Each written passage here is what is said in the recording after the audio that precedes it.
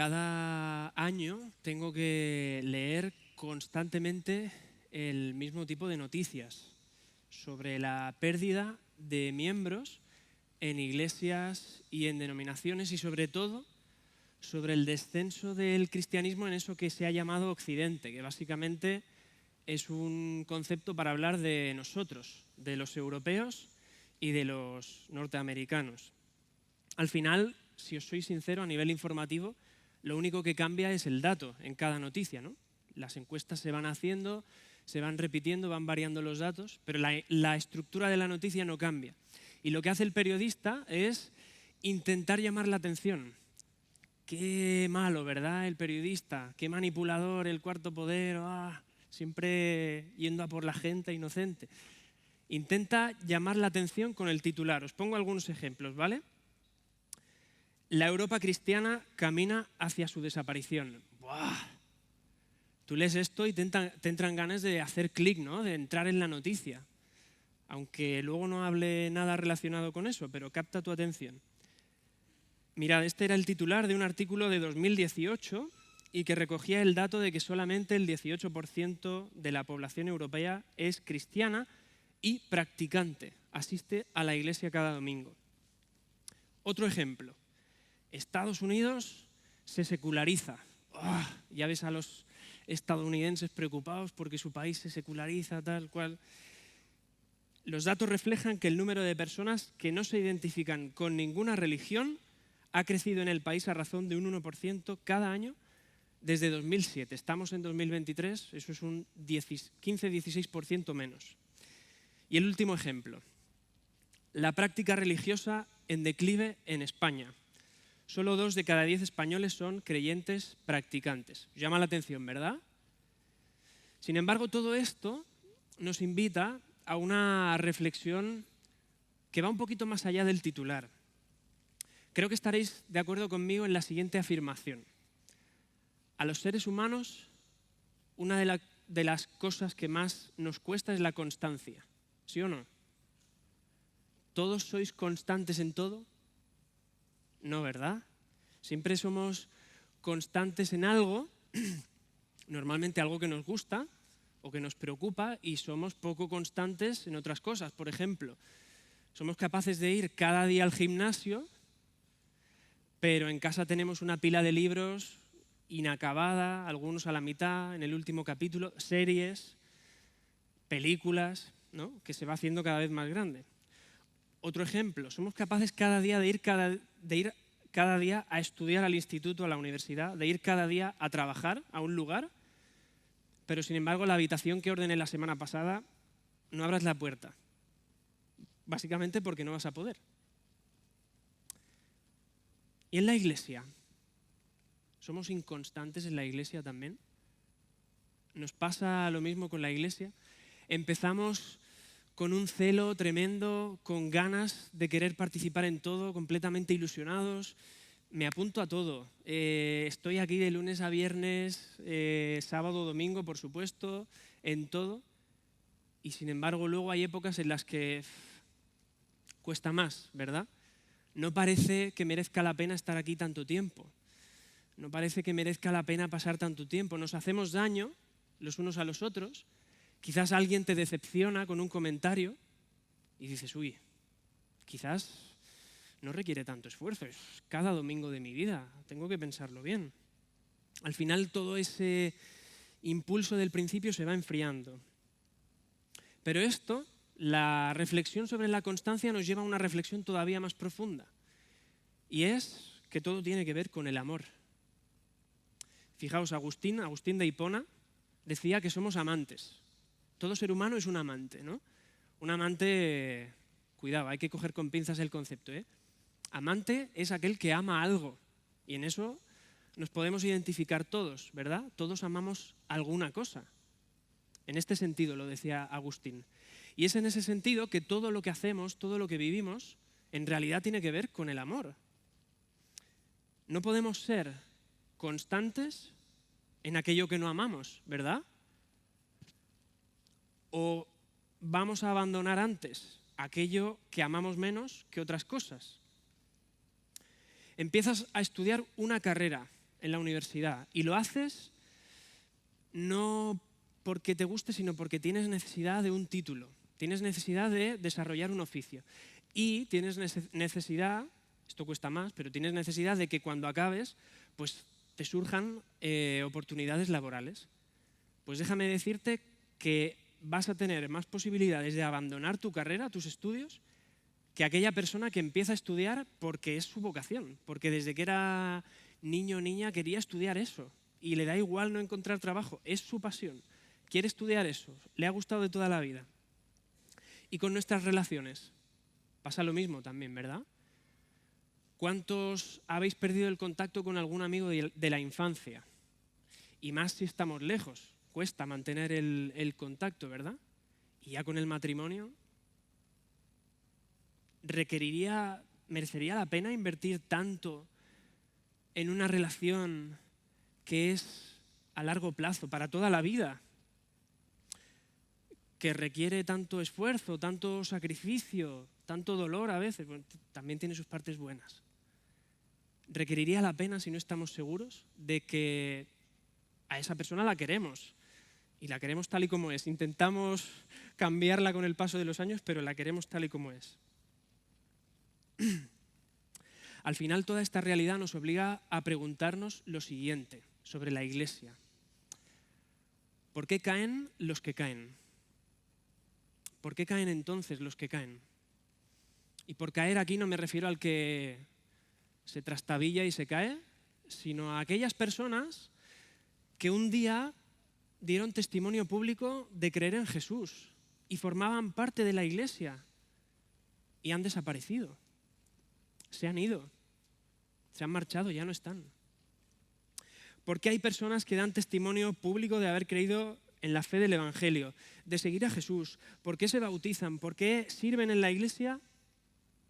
Y al final acaban desapareciendo, acaban marchándose. ¿Cómo es esto posible? Probablemente en este momento te viene algún nombre a la mente, ¿verdad? Algún nombre de una persona querida, conocida y duele. Es una realidad que duele. Sin embargo, no es algo exclusivo de nosotros y de nuestro tiempo. Juan ya escribe su carta teniendo en cuenta esta realidad. Escribe su carta a una iglesia, a un grupo de creyentes en los que esto ya era un problema y no lo oculta. Juan no escurre el bulto, sino que lo aborda en su carta. Les dice a la iglesia, Juan, que tengan cuidado porque algunas personas que formaban parte de la iglesia habían dejado la iglesia, se habían ido, habían salido y no solamente se habían alejado, sino que encima se intentaban acercar para enseñar cosas diferentes, para hacer que los que seguían siendo la iglesia empezasen a cuestionarse su fe y siguiesen otras cosas. Y Juan les escribe a la iglesia pidiéndoles algo sencillo pero difícil. Les escribe pidiéndoles algo muy específico. Les dice, vosotros, la iglesia, permaneced. Vosotros, la iglesia, continuad, seguid. Y como vamos a ver, permanecer, continuar, seguir, tiene mucho que ver con el amor. Tiene que ver con el amor que Dios ha manifestado primero en Jesús por nosotros. Y tiene que ver también con la forma en la que estamos constantemente viviendo y reflejando ese amor los unos con los otros, el amor de Cristo. Así que seamos honestos de entrada. No podemos permanecer en aquello que no amamos. No podemos permanecer en aquello que no amamos. Podemos permanecer menos en aquello que amamos menos. Vamos a abandonar antes aquello que amamos menos. Fijaos, en el contexto de la carta, en otras predicaciones ya se habló del contexto de esta epístola, así que muy brevemente, en el contexto de la carta, ¿quiénes eran los que salían de la iglesia? Los que dejaban la fe del Evangelio y salían de la iglesia, lo hacían básicamente por un motivo, porque decían, a mí Jesús no me es suficiente, no me basta, no me satisface, necesito algo más, necesito algo diferente a Jesús, una alternativa. Algunos ponían en tela de juicio la humanidad de Jesús.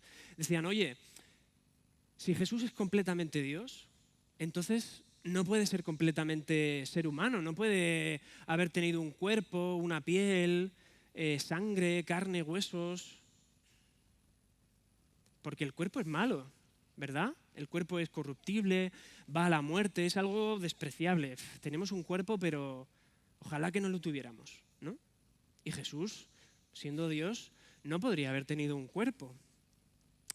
Otros decían que a Dios no hay necesidad de llegar únicamente por el Evangelio. El Evangelio, bueno, es un camino, pero no es el único y quizás no es el más importante. Decían que lo más importante era el conocimiento espiritual. Conocimiento espiritual. Cuanto más conozco la realidad que me rodea, el mundo que me rodea, y más conozco de una forma espiritual a Dios, más le conozco de una forma trascendental, entonces me elevo por encima de todo lo natural, floto, levito, entonces sobrevuelo y me acerco más a Dios de forma espiritual, porque todo lo material es malo, es corruptible, y así estoy más cerca de mi salvación. Al final lo que estaba en juego, decía Juan, era el testimonio del Evangelio que se había predicado desde el principio. ¿Qué testimonio era este? Que Jesús ha venido al mundo. Jesús ha venido en carne y hueso. A Jesús se le ha tocado. Jesús ha tocado, se le ha traspasado. Jesús tenía un cuerpo. Jesús ha venido, ha muerto con ese cuerpo en la cruz, ha resucitado con ese cuerpo glorificado, perdonando nuestros pecados y nos ha dejado la esperanza de que va a regresar para salvarnos definitivamente. Ese era el testimonio que estaba en juego, dice Juan. Y yo os pregunto, ¿es eso, creer eso, es permanecer en Dios? ¿Simplemente creer eso es permanecer en Dios? Entonces, ¿qué es caer? Entonces, ¿por qué caen los que caen? Pero ¿qué es caer? Tenemos que definir qué es caer. Os explico una ilustración, una anécdota personal. Cuando estaba en la universidad, me hice amigo de un chico, hice amistad con un chico con el que compartíamos, me da hasta corte decirlo, compartíamos gusto por un escritor. Suena friki, ¿verdad? Me hago amigo de ti por lo que lees. Si no fuese la universidad me hubiesen, no sé, no hubiese tenido amigos, creo, no sé. Me hice amigo de este chico y él se hizo amigo mío. Evidentemente había otros gustos, pero lo primero que nos llamó la atención fue que a él le gustaba un escritor que a mí también. En periodismo te hacen leer mucho, entonces es normal que eso sea importante a la hora de establecer una amistad, ¿vale? Lo pongo ahí en contexto. A este amigo mío siempre lo he considerado agnóstico, aunque os confieso que en realidad lo único que él me ha dicho es: Jonathan, yo es que no puedo creer en Dios, es que no puedo, me es imposible. No me ha dicho que es agnóstico, ateo, la etiqueta se la he puesto yo. Así que cuidado también con poner etiquetas a las personas, porque a veces es mucho más complejo. Total, que un día llega antes de una clase, y me dice: oye, tal escritor, el que nos gusta a ti y a mí, en el que se basa nuestra amistad, acaba de escribir y publicar un libro criticando el Evangelio y criticando a los discípulos. ¡Pam! Antes de clase. No me hagas esto, hombre. Como comprenderéis, tuve que leerme el libro, ¿no? Estaba en juego mi amistad. Tuve que leerme el libro. Lo curioso, lo gracioso es que luego fui y le dije: oye, el libro este tiene muy poca base, muy poco argumento. Y resulta que él no se lo había leído. Quería que le hiciera la reseña, el tío. En resumen, el libro era una autobiografía en la que este mismo escritor explicaba cómo se había convertido al catolicismo, a la fe católica, y después de una crisis de fe lo había dejado para convertirse, y aquí sí que pongo la etiqueta porque lo dice el propio escritor, en una mezcla de agnóstico, ateo, rebelde, sin causa. El propio escritor lo explicaba así. Decía: ¿es esto perder la fe?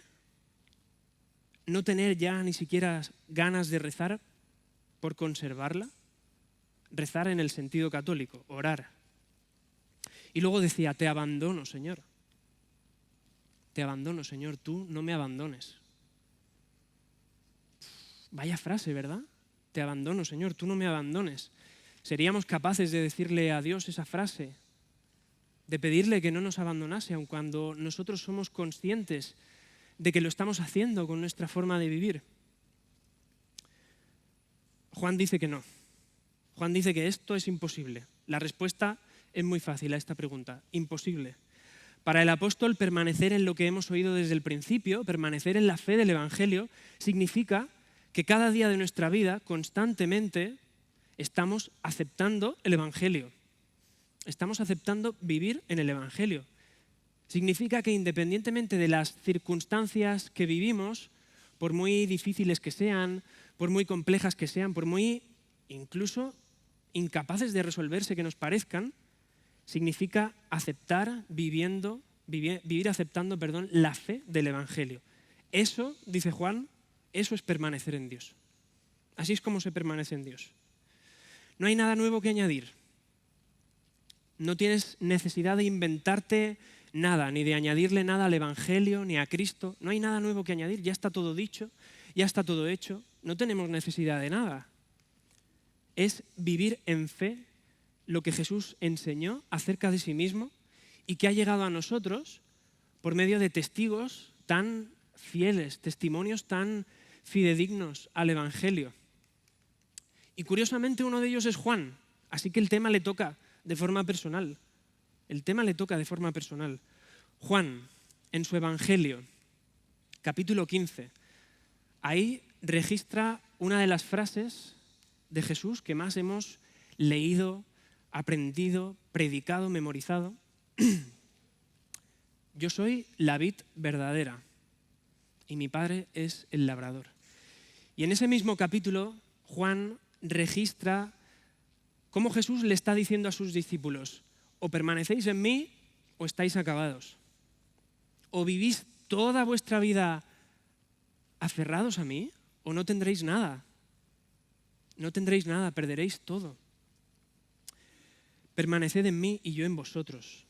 Como el pámpano, el racimo de la uva, no puede llevar fruto por sí mismo si no permanece en la vid, en la viña, así tampoco vosotros si no permanecéis en mí. Yo soy la vid y vosotros los pámpanos. El que permanece en mí y yo en él, el que permanece, lleva mucho fruto, porque separados de mí, nada podéis hacer. Así que para Juan, la medida de la permanencia, la forma de medir cómo uno permanece en Dios, tiene que ver con lo que amamos. Sencillo. Tiene que ver con cómo amas. Tiene que ver con si amamos a Jesús por encima de todas las cosas y tiene que ver con cómo reflejamos su amor los unos para con los otros. Primero, para con nuestros hermanos y hermanas en la fe, pero también para con cualquier persona que ha sido creada a imagen y semejanza de Dios. Tiene lógica, ¿verdad? ¿Cuáles son las dos cosas que más le atraen al mundo de Jesús? Dos cosas.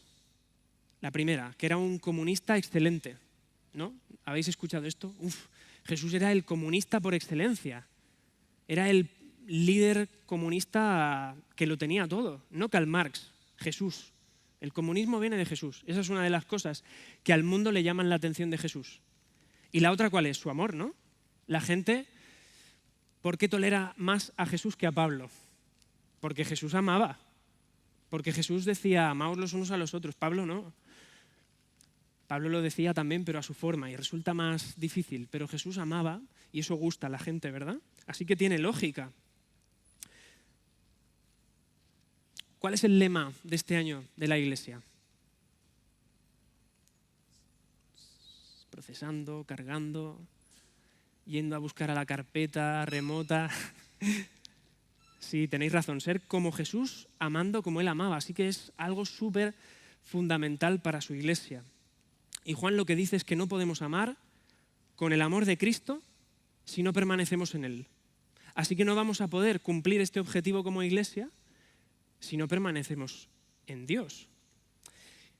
No podemos tampoco llevar el fruto de Cristo, no podemos vivir una vida marcada y transformada por el Evangelio si no permanecemos en Él. No podemos vivir la fe del Evangelio si no amamos a Jesús y reflejamos su amor para con los demás. Sencillo. Al final, una de las cosas por las que se distingue el amor cristiano, ¿por qué es? Porque permanece, ¿verdad?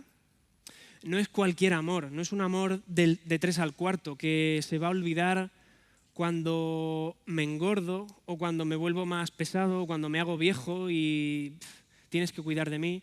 No es un amor superficial. El amor cristiano se destaca sobre todo porque permanece, porque continúa. Patrick Mitchell dice, aquí es donde el amor cristiano es mucho más exigente y más difícil que aquel que se aleja de las personas en los momentos difíciles, en las situaciones complejas. Aquí, en su capacidad de permanecer constantemente. Y seamos sinceros, ¿quién de nosotros quiere llegar al final de su vida y encontrarse solo? ¿Quién de nosotros no quiere tener a alguien que le cuide al final de su vida cuando tenga que ser vestido por otra persona, cuando probablemente no pueda moverse de la cama? ¿Verdad que queremos ser amados también en esa circunstancia? El amor cristiano permanece, dice Juan. Pero si hay algo, una cosa que distingue a Juan como escritor del Nuevo Testamento, es la forma en la que aborda el Espíritu Santo, la forma en la que él trata al Espíritu Santo. Es su neumatología. Este es el palabrejo teológico que cuando estás enseñando te enseñan. Tienes asignatura de neumatología y el primer día vas ahí, ¿qué? ¿Qué me van a enseñar? Sí, neumatología. Neumatología es el estudio del Espíritu Santo, ¿vale? Pues Juan es el primer especialista en neumatología. Es el primero que se destaca por esto, por la información que nos hace llegar del Espíritu Santo. Es como su etiqueta de denominación de origen. Esta pegatina que veis en la fruta, en la pera o en la botella de vino, pues el sello de Juan es su trato del Espíritu Santo. Lo vemos en algunas descripciones que él hace en su Evangelio. Por ejemplo, en el capítulo 14, el pasaje es muy largo y no lo leo, pero ahí encontramos esta frase también reconocida de Jesús diciéndole a los discípulos, el Espíritu Santo, a quien el Padre enviará en mi nombre, Él os enseñará todas las cosas. Y sigue el texto. O en el capítulo 16 de Juan, ahí Jesús dice, cuando venga el Espíritu de verdad, Él os guiará a toda la verdad. O sea, Juan es una de las principales fuentes de información que tenemos sobre el Espíritu Santo. Y lo hace también aquí en su carta, en su primera epístola, en el pasaje que estamos siguiendo esta mañana, en concreto en los versículos 26 y 27 del capítulo 2 de Primera de Juan. Y qué importante es que Juan nos hable del Espíritu Santo cuando está hablando de permanecer en Dios. Fundamental. No podría quizás haber sostenido su argumento si no hubiese hablado del Espíritu Santo. Lo curioso es que en un contexto donde todos hablaban del espíritu, la espiritualidad, conocimiento espiritual, Juan aquí habla del espíritu, pero lo hace utilizando un concepto nuevo. Hasta entonces, la palabra más habitual para referirse al espíritu en el Nuevo Testamento, que no solamente usa Juan, sino todos los escritores del Nuevo Testamento, es neuma, ¿vale? Es espíritu y aire, pues entonces en su Evangelio Juan utiliza neuma y lo hace también Pablo, etc. Pero aquí dice Juan, voy a usar una palabra nueva. Y utiliza la palabra unción. Unción. El pastor nos habló el domingo pasado de esta palabra, unción. En el griego no es neuma, sino que es crisma. Y la palabra hace referencia a algo que te puedes impregnar, algo que tú puedes coger y de lo que puedes ser como revestido, bañado, es algo como el aceite, como un ungüento. Tú te lo puedes aplicar sobre todo el cuerpo y quedas revestido de ese ungüento. Sabéis que una de las formas en las que se simboliza el Espíritu Santo es con el aceite. Entonces aquí Juan está siendo muy intencional al utilizar esta palabra. Y este es el único lugar en el Nuevo Testamento en el que aparece esta palabra, crisma. Es Juan el que acuña el concepto, es el que va al registro de la propiedad intelectual y pide el dinero, el copyright. Como digo, tiene sentido que Juan hable del Espíritu Santo cuando habla de permanecer. ¿Por qué? Pues porque ya hemos visto que algunos de los que habían salido de la iglesia ahora estaban enseñando realidades espirituales alternativas. Lo de alternativo queda muy bien, ¿verdad? Diferentes.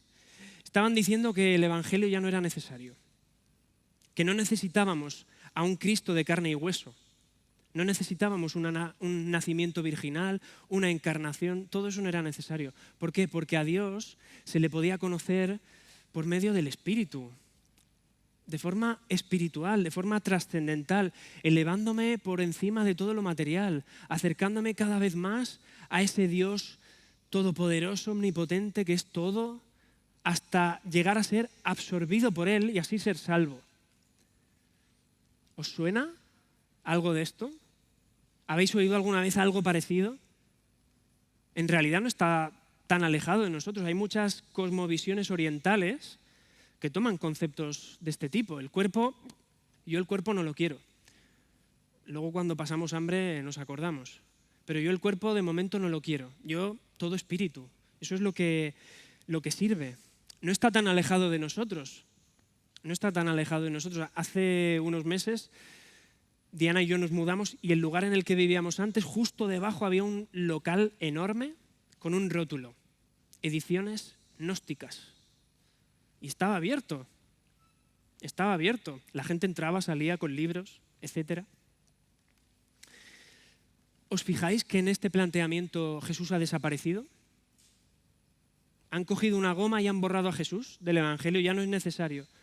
No necesitamos a Jesús. Es importante que Juan hable del Espíritu Santo en su carta, precisamente porque el Espíritu Santo había sido enviado por el Padre y por Jesús. ¿Y para qué había sido enviado el Espíritu Santo? Pues para enseñarnos, para guiarnos en toda la verdad, para guiarnos y enseñarnos en el camino cristiano, para que podamos permanecer en el camino de Cristo. Hoy nos cuesta hablar del Espíritu Santo, ¿verdad? Dudé mucho de hablar del Espíritu Santo en la predicación, pero Juan me obligó, culpa de Juan. Pero como cristianos nos cuesta hablar del Espíritu Santo, ¿verdad? Se acerca un amigo tuyo y te pregunta, oye, ¿en qué crees? Y le dices, yo pues creo en Jesús o soy cristiano. No le vas a decir, creo en el Dios Trino y en que una de sus personas es el Espíritu Santo. No se lo vas a decir, ¿no? Y todavía le vas a decir menos que Juan utiliza dos palabras para referirse a él. No se lo vas a decir porque queda raro. Queda raro, ¿verdad? Y probablemente porque la otra persona te haga más preguntas y es un terreno pantanoso. Nosotros tampoco hay preguntas en las que no nos queremos meter porque hay que responderlas luego. Pero Juan nos remarca la importancia del Espíritu Santo para permanecer en Dios. Y dice que la forma de reconocer al Espíritu Santo en la vida de una persona es por cómo esa persona permanece en la fe del Evangelio. Juan dice sencillo. Vas a saber que esta persona tiene el Espíritu Santo por cómo permanece en la fe del Evangelio. Eso es lo que da autenticidad, eso es lo que distingue. La forma en la que se vive constantemente la fe del Evangelio es, de hecho, la etiqueta distintiva de la presencia y la obra del Espíritu Santo en la persona. A los que os gusta el debate de las marcas, ¿se puede meter Nesquik en un bote de Colacao y presentarlo como Colacao? He oído un no. Veo nos. Yo os soy sincero, no acabo de encontrar la diferencia. Algunos dicen que es el sabor, los grumos, bueno. Pues lo que Juan está diciendo es que tampoco se puede aparentar. El Espíritu Santo no se puede aparentar. No se puede aparentar vivir una vida llena del Espíritu Santo. No se puede aparentar vivir una vida en el amor de Jesús y querer permanecer toda la vida en eso. Al final, las cosas caen por su propio peso. Al final, se te va a ver en realidad. Es lo que está diciendo Juan, no se puede, es algo que no se puede fingir, no se puede falsear. Antes os estaba hablando de un escritor, de un libro, que mi amigo de la universidad me compartió.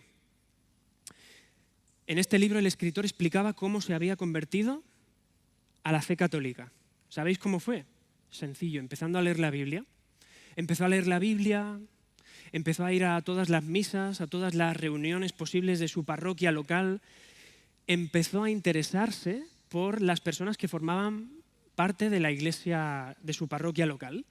Empezó a pensar que las amaba, que las quería, que quería pasar tiempo con ellas, que quería irse un sábado de excursión con ellas. Hasta que de repente empieza a parecerle que nada de lo que está haciendo tiene sentido. De repente empieza a parecerle que, ostras, quizás ir a todo es demasiado cansado, ¿verdad? Quizás ir cada domingo a la iglesia no merece la pena. Quizás no amo tanto a mis hermanos y hermanas en la fe como realmente pienso. Sí, me preocupo si uno se ha enfermado o tal, pero quizás no siento amor. Este hombre pensaba eso y empieza a ir más allá. Quizás lo que estoy leyendo en la Biblia no tiene sentido, no me acaba de convencer y va todavía más allá. Quizás Cristo no vino al mundo, quizás Cristo no resucitó, fue un maestro más. De ahí pasa a tener una crisis de fe. Y en esa crisis de fe, ¿sabéis qué hace? Empieza a vivir en una mezcla de depresión crónica, de alcoholismo, empieza a ver pornografía de forma compulsiva. Cada noche, lo escribe en su libro, cada noche, y no para hacer nada sexual, incluso a veces la ve con su mujer simplemente porque quiere observar, porque quiere ser rebelde. Empieza a aislarse cada vez en sí mismo, empieza a ir de su estudio a casa, de su estudio a casa, de su estudio a casa. Empieza a parecerle cada vez más que lo que escribe no tiene sentido, que lo que escribe no nace de él. Y se aísla, se encierra en lo que él piensa que son sus necesidades, en lo que él piensa que son sus deseos, que básicamente es estar solo y escribir lo que le plazca. ¿Por qué caen los que caen? ¿Y cómo podemos reconocer que el Espíritu Santo permanece entonces en alguien? Os pongo otro ejemplo, todo lo contrario. Andrew Bunt es un joven cristiano homosexual del Reino Unido. Y Andrew Bunt ha decidido permanecer fiel a Jesús en una vida basada en la fe del Evangelio. Hace poco le hicieron una entrevista. Le dijeron, Andrew, ¿qué es lo que a ti te motiva? ¿Qué es lo que a ti te anima a hablar públicamente sobre la decisión que has tomado de permanecer fiel a Jesús en tu vida, en tu sexualidad? Y Andrew decía esto: en última instancia, lo que me da alegría es Jesús y experimentar la identidad que Él me ha dado. Como para todos los cristianos, seguir a Jesús tiene un coste para mí también. Está la incomodidad, decía, que supone negarme a mí mismo, tomar mi cruz y seguir a Jesús. También decía, está la creciente sensación de ser un bicho raro en un contexto cultural más amplio. La experiencia de ser un extranjero, un exiliado, así es como se siente. Pero experimento ese coste y las dificultades que puede acarrear en el contexto de la relación con Jesús y de la identidad más maravillosa y vivificante que podría tener. Llego a saber y a experimentar que soy amado, deseado por Dios.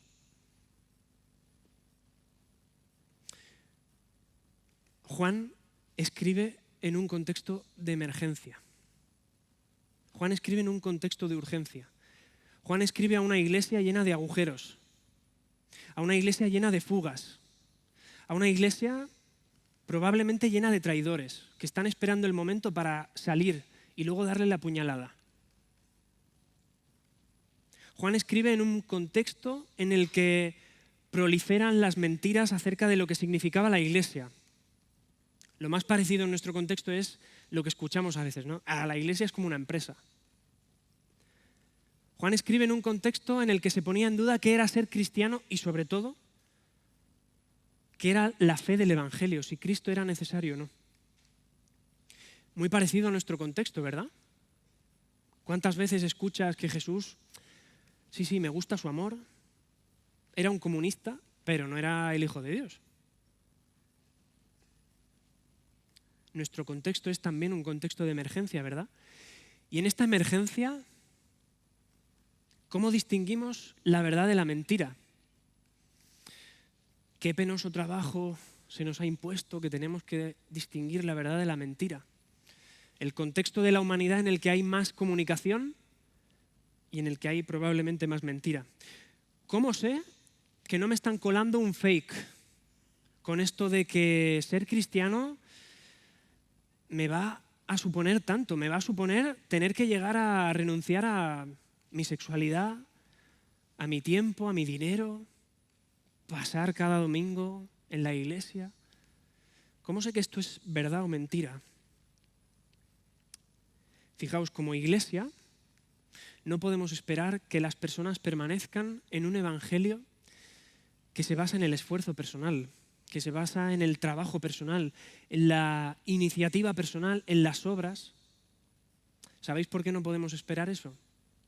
Porque ninguno de los que estamos aquí sería capaz de permanecer en algo así. Si esas son las condiciones, yo os dejo aquí y me voy ahora. Nadie sería capaz de permanecer en un evangelio que se basa en obras, en esfuerzos, en sacrificio personal constantemente, en iniciativa personal. Nadie, ni siquiera nosotros. Al final, ¿qué es lo que nos distingue? El Espíritu Santo.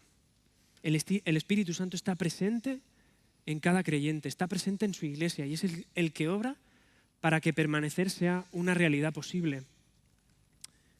La iglesia, dice Juan, guiada por el Espíritu Santo en fidelidad al Evangelio, puede vivir este momento, este contexto histórico, sosteniendo la verdad. Solamente la iglesia puede vivir este momento reclamando lo que es la verdad, diciéndole al mundo, esto es la verdad. En los últimos 2 versículos de este pasaje encontramos a Juan poniendo horizontes.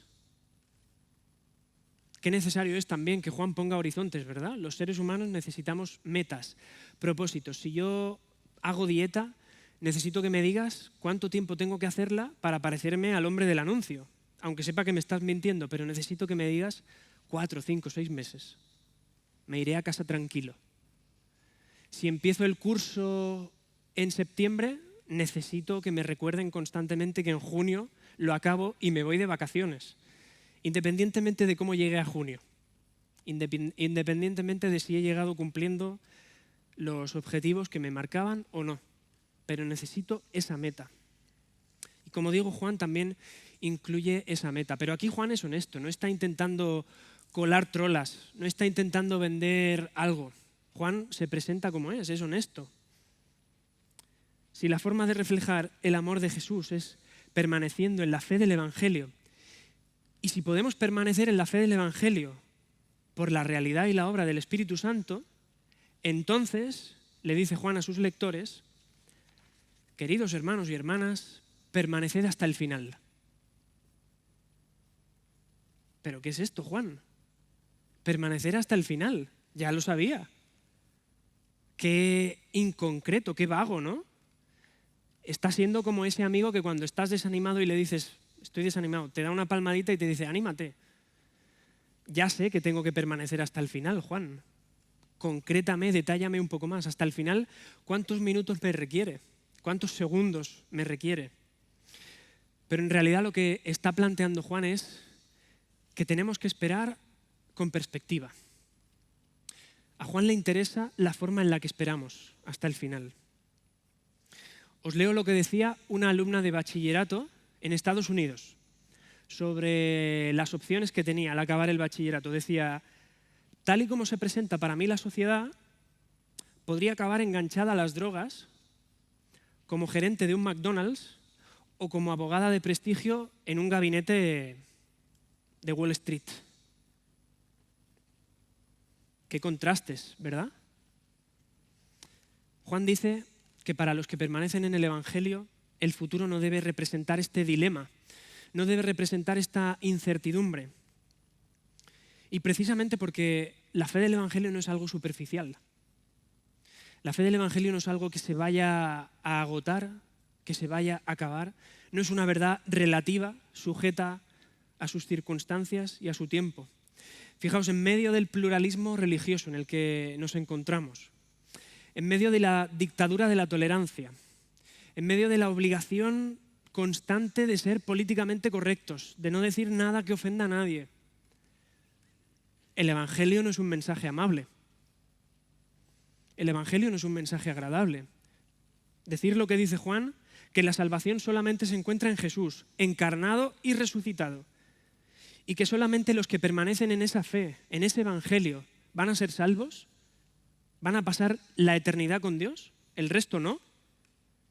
No es un mensaje agradable para muchos, es un mensaje que excluye inevitablemente a muchas personas. No parece el más popular de los mensajes, el que nos vaya a ganar más amistades. Pero Juan dice a su iglesia que podemos esperar con esperanza. Podemos esperar con esperanza, no desesperar. Podemos esperar con esperanza. ¿Por qué? Porque la esperanza cristiana, el mensaje que anuncia que Jesús ha resucitado y que al final de los tiempos va a regresar para juzgar al mundo con justicia, y dice el texto, versículos 28-29, que su pueblo no va a tener que huir avergonzado en su presencia, sino que va a culminar su salvación. Juan dice que eso es algo por lo que permanecer. Eso es algo por lo que merece la pena permanecer en esta sociedad de dilemas insatisfechos, de contrastes tan grandes, esta sociedad que es alérgica a cualquier afirmación de la verdad. Podemos esperar con la esperanza cristiana, dice Juan. Conclusión. ¿Por qué caen los que caen? ¿Por qué caen entonces los que caen? Siendo completamente sinceros, no podemos dar una respuesta concreta a esta pregunta, porque eso implicaría que tuviéramos que juzgar. Ese nombre del que me acuerdo implicaría tener que juzgarlo, y no estamos aquí para juzgar. No hemos sido puestos como jueces. De hecho, según Juan, ver cómo otros caen, ver cómo otras personas salen de la iglesia, no debe llevarnos a nosotros, no debe llevarnos a la conclusión de, mira, yo soy mejor que esos. Mi fe es más fuerte, yo sé permanecer, yo soy más constante, yo soy mejor. Juan dice que esa no es la conclusión. Primera de Corintios 10:12. Así que el que piensa estar firme, mire que no caiga. ¿Cuántas veces hemos abierto la Biblia en este versículo a solas y hemos tenido que agachar la cabeza? Hemos tenido que agachar la cabeza incluso llorando. Por cuántas veces nuestro pie ha estado en el desfiladero, ¿verdad? Por cuántas veces podríamos haber caído o mereceríamos haber caído y haber sido dejados ahí. ¿Cuántas veces, verdad? No se puede permanecer en aquello que no se ama. Y no se puede permanecer en aquello que no se ama por encima de todo lo demás. Este es el resumen de Juan para su iglesia. C.S. Lewis escribía: en este momento, querido amigo, tú y yo solo podemos encontrarnos en una oscuridad. Pero una oscuridad compartida. Compartida primero por nosotros mismos. Pero lo que es más importante, compartida con Jesús. No estamos en una senda despreciable, sino en el camino principal. Estamos rodeados de oscuridad. Muchas veces nos parece imposible permanecer, parece que todo a nuestro alrededor se viene abajo. Pero estamos en el camino correcto, estamos en el camino principal, estamos en el camino de Cristo y tenemos la seguridad del Espíritu Santo en nosotros que nos permite caminarlo. Así que si puedes conocer, si puedes permanecer en Dios, lo siento, no es porque eres brillante en muchas otras cosas, pero en esto no. Solamente es porque Jesús ha permanecido primero por ti en su amor. Y Jesús sigue permaneciendo en su amor ahora mismo. Ahora, en este mismo momento, Jesús permanece en su amor por ti. Y fijaos si ha permanecido en su amor por nosotros, que ha ido a la cruz. ha nacido en un cuerpo de carne y hueso, ha ido a la cruz, ha muerto y ha resucitado para salvarnos y para que podamos estar eternamente con Él. Gloria a Dios, ¿verdad? Vamos a orar. Señor, ¿cuántas veces hemos pensado que no podemos permanecer ante el Dios Santo? Pero tú nos deseas, Señor, tú nos has amado en Cristo y quieres que permanezcamos en tu presencia por la eternidad. Qué maravilloso es poder recordar esa verdad, la verdad, Señor, en nuestro contexto, Señor, y poder también llevarla mañana al lugar en el que nos encontramos. Señor, ayúdanos a permanecer por tu Espíritu y para alabanza y gloria de tu santo nombre. En el nombre de Jesús, amén.